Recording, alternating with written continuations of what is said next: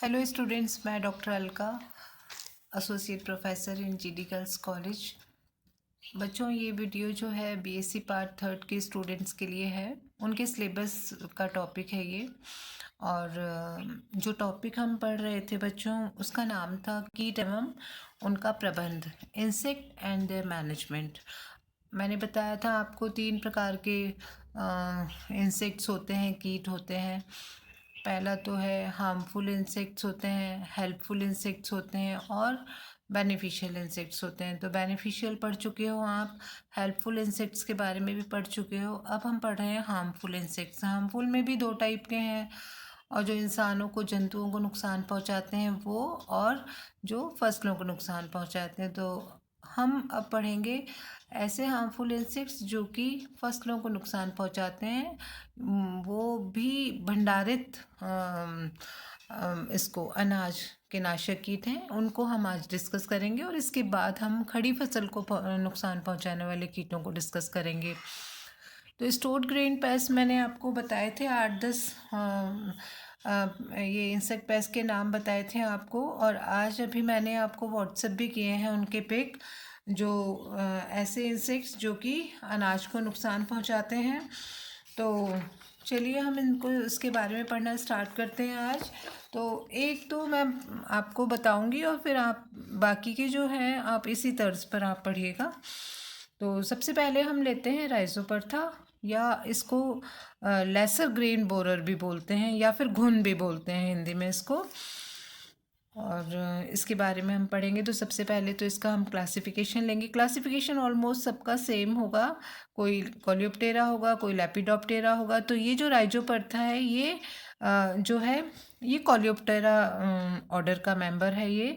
तो इसका क्लासिफिकेशन है ऑर्थ्रोपोडा, मैंडिबुलेटा, इंसेक्टा, टेरिगोटा, क्योंकि इसमें पंख होते हैं तो टेरिगोटा में रखा गया है इसको। और कोलियोप्टेरा में इसलिए रखा गया है क्योंकि इसके जो आगे का पंख होता है वो थोड़ा कड़ा होता है। और ये बीटल्स आते हैं इस ग्रुप में। और इसका जो जीनस है वो है राइजोपरथा, और स्पीशीज़ है इसकी डोमिनिका। तो ये तो हुआ राइजोपरथा का क्लासिफिकेशन। अब हम इसकी बात करेंगे, ये कहाँ रहता है, कैसा आवास है इसका, कैसा क्या स्वभाव है, और ये कहाँ कहाँ पाया जाता है। तो स्वभाव, वासस्थान एवं वितरण के बारे में हम पढ़ेंगे। Habits, habitat and distribution. ये जो कीड़ा है, ये इसका कॉमन नाम तो मैंने बताया आपको, लेसर ग्रीन बोरर या घुन भी बोलते हैं इसको। और इस कीड़े की जो एडल्ट स्टेज है और लार्वल स्टेज है, ये दोनों ही अन्न को नुकसान पहुंचाते हैं। तो बच्चों, ये बात आप विशेष ध्यान रखिएगा कि किस कीट की कौन सी अवस्था ग्रेन को नुकसान पहुंचाती है। तो राइजोपरथा में वयस्क और लार्वा दोनों अन्न को नुकसान पहुंचाते हैं।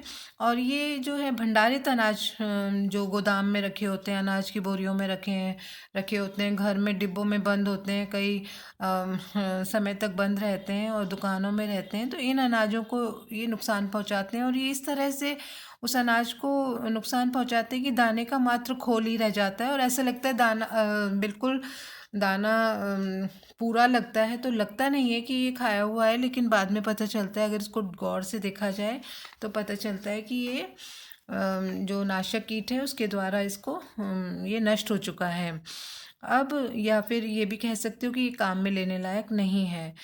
तो इसका ये जो कीट है, ये विश्व के सभी भागों में ऑलमोस्ट पाया जाता है। जैसे ग्रीस है, अमेरिका, ऑस्ट्रेलिया, जापान, चीन, इनमें व्यापक रूप से पाया जाता है। और ये स्पेशली इसका जो पसंदीदा अनाज है वो वीट है, गेहूं है इसका पसंदीदा अनाज। अगर गेहूं ना मिले तो ये चावल, मक्का, ज्वार, जो सूखे आलू, बीज, दाल और बिस्कुट आदि को भी नुकसान पहुंचा सकता है। ये अगर इसको गेहूं नहीं मिले तो गेहूं इसका फेवरेट ग्रेन है। अब इसकी लाइफ साइकिल के बारे में बात करेंगे कि इसका जो वयस्क है वो 3 mm लंबा होता है, सिलेंड्रिकल होता है, बेलनाकार होता है। और आप देख रहे होंगे इसका डायग्राम देखा होगा आपने किस तरह का है। और ये लगभग 1 mm चौड़ा होता है। इसका रंग चमकीला भूरा काला होता है, और इसका जो शीर्ष भाग है थोड़ा सा रिजिड सा होता है, दृढ़ होता है, और नीचे की ओर झुका होता है। प्रोथोरेक्स जो होता है इसका, वो दांतेदार होता है, छज्जे के रूप में कठोर ढाल के समान होता है, और शीर्ष तक ये आगे बढ़ा हुआ होता है। और इसमें जो एंटीना है वो खंडों में विभाजित होता है और तीसरे 3 खंड मिलकर एक फूला हुआ बेलनाकार भाग का निर्माण करते हैं, जिसे ट्राई सेगमेंटेड भाग के प्रथम 2 खंड जो होते हैं वो ट्रायंगुलर हो जाते हैं और जो शीर्षस्थ खंड होता है वो ओवल हो जाता है। नर और मादा जो है उनकी ब्राह आकृति आधार पर समानता पाई हुई होती है और ये कीट बीटल अथवा कोलियोप्टेरा समूह के ग्रुप में रखा गया है। इसमें 2 जोड़ी पंख होते हैं, चबाने के लिए इनमें मुखांग पाए जाते हैं। और जैसे आपको पता है बच्चों, ये सब फाइलम मैंडिबुलेटा में होता है, तो मैंडिबुलेटा में वो सारे मेंबर्स रखे हैं जिनमें कि माउथ पार्ट्स जो हैं वो मैंडिबल्स हों, चबाने वाले हों, जिनमें अगर मैंडिबल्स होंगे तभी वो चबा पाएगा। तो 2 जोड़ी पंख और चबाने के लिए माउथ पार्ट्स इनमें पाए जाते हैं। और अब इसमें वयस्क के बाद अब जो पहला जो स्टेज होगा लाइफ साइकिल का वो होगा एग। तो मादा जो है अप्रैल के माह में अंडे देती है और इसमें जो जो है वो जिस समय ये अंडे देती है मादा, तो उस समय कीट जो है बहुत तेज़ी से आहार को ग्रहण करने लगते हैं और अंडों की संख्या जो होती है 600 से कई 100 तक भी हो सकती है। और ये जो मादा अंडे हैं ये अन्न के छिलके के ऊपर ही देती है या फिर छिलकों के बीच में देती है और ये अन्न के दाने या छिलके जो हैं दूसरे के साथ एक चिपचिपे पदार्थ द्वारा आपस में चिपक कर समूह बना लेते हैं और अंडे लगभग 7 mm लंबे और लगभग 0.2 mm डायमीटर के होते हैं और ये लगभग बेलनाकार होते हैं और एक सिरे से गोल और दूसरे सिरे से ये नुकीले होते हैं एग्स। अंडे दिए जाने के समय चमकीले वाइट कलर के होते हैं, लेकिन थोड़े थोड़े दिन बाद ये जब मैच्योर होने लगते हैं और ये तो ये गुलाबी रंग के हो जाते हैं और इन पे धुंधली रेखाएं भी दिखाई देने लगती हैं। अब हैचिंग जो है 5 से 9 दिन बाद इनमें अंडे से लार्वा निकल जाता है और अगर प्रतिकूल टेम्परेचर हो तो और भी ज़्यादा दिन लग सकते हैं इनमें। अब ये जो अंडे हैं ये इनमें से लार्वा निकल जाता है इनको तोड़कर।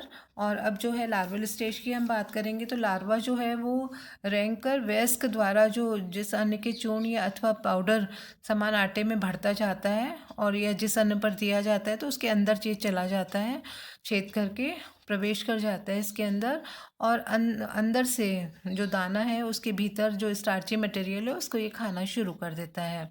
और लार्वा यहाँ रहकर 4 से 5 बार निर्मोचन करता है या मोल्टिंग करता है और इसका जो परिवर्धन अवधि है वो 25 दिन की होती है और ये 23 डिग्री टेम्परेचर पर ये डेवलप हो पाता है। अगर इससे ज़्यादा टेम्परेचर हो जाता है तो इसका डेवलपमेंट जो है वो रुक जाता है। अब लार्वा जो है 3-4 मोल्टिंग के बाद प्यूपा में बदल जाता है।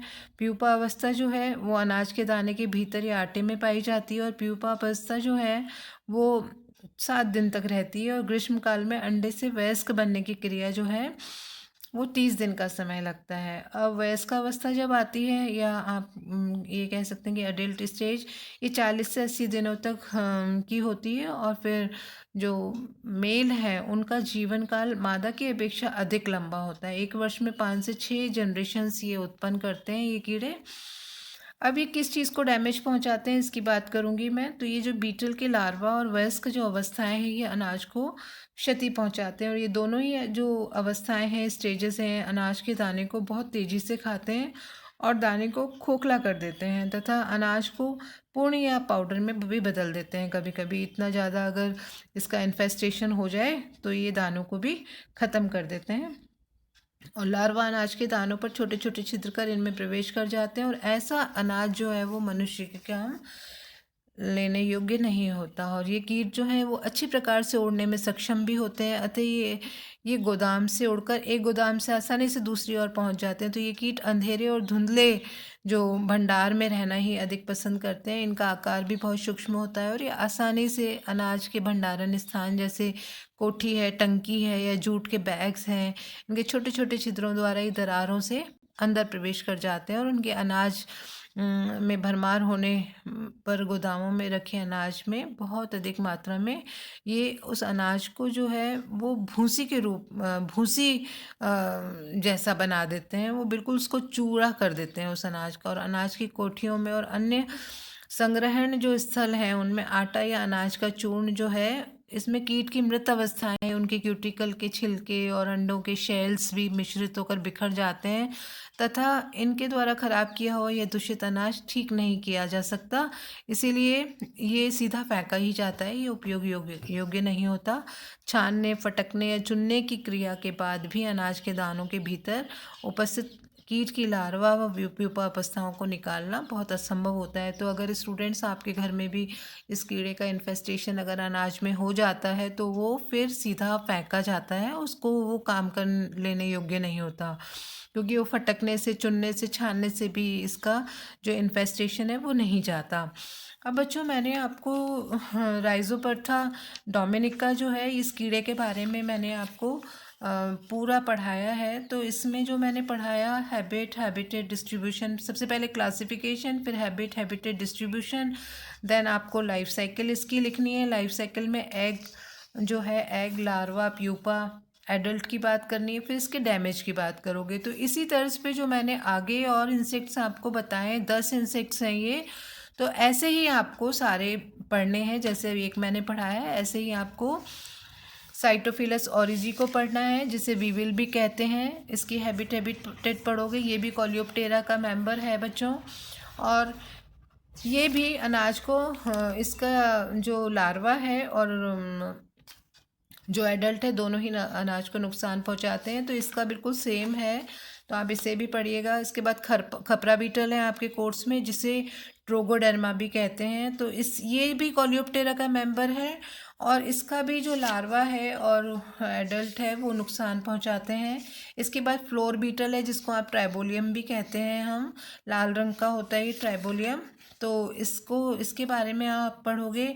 इसके बाद दालों को जो नुकसान पहुंचाने वाली जो कीड़े हैं उनको बोलते हैं कैलोसोब्रूकस, उसको बोलते हैं। और ये जो कैलोसोब्रूकस है ये भी कोलियोप्टेरा का मेंबर है और दालों को नुकसान पहुंचाता है। इसका पसंदीदा जो अनाज है वो दाल है। इसके बाद साइटोट्रोगा नाम का इंसेक्ट आपको पढ़ना है, जिसको कि तीतरी भी बोलते हैं कॉमन लैंग्वेज में। तो इस तीतरी की बात करोगे तो ये भी गेहूं के दानों को इसका लार्वा नुकसान पहुंचाता है, इसके प्यूपा भी नुकसान पहुंचाता है। इसके बाद आप कॉर्सायरा सेफेलोनिका की बात करोगे, राइस मॉथ, जो कि उड़ने वाला कीड़ा है और ये भी बड़ा खतरनाक पेस्ट है, इंसेक्ट पेस्ट है। इसके बाद आप मील मॉथ की बात करोगे और इस तरह से आप ये 10 इंसेक्ट्स जो हैं स्टोर ग्रेन पेस्ट के आप खुद अब पढ़ेंगे। ये आपका असाइनमेंट है बच्चों। Thank you very much. और अब इससे नेक्स्ट जो अपन वीडियो लेंगे उसके अंदर खड़ी फसल को नुकसान पहुंचाने वाले कीड़ों की बात करेंगे हम। और तब तक के लिए आप इससे प्लीज़ पढ़िएगा। थैंक यू वेरी मच बच्चों।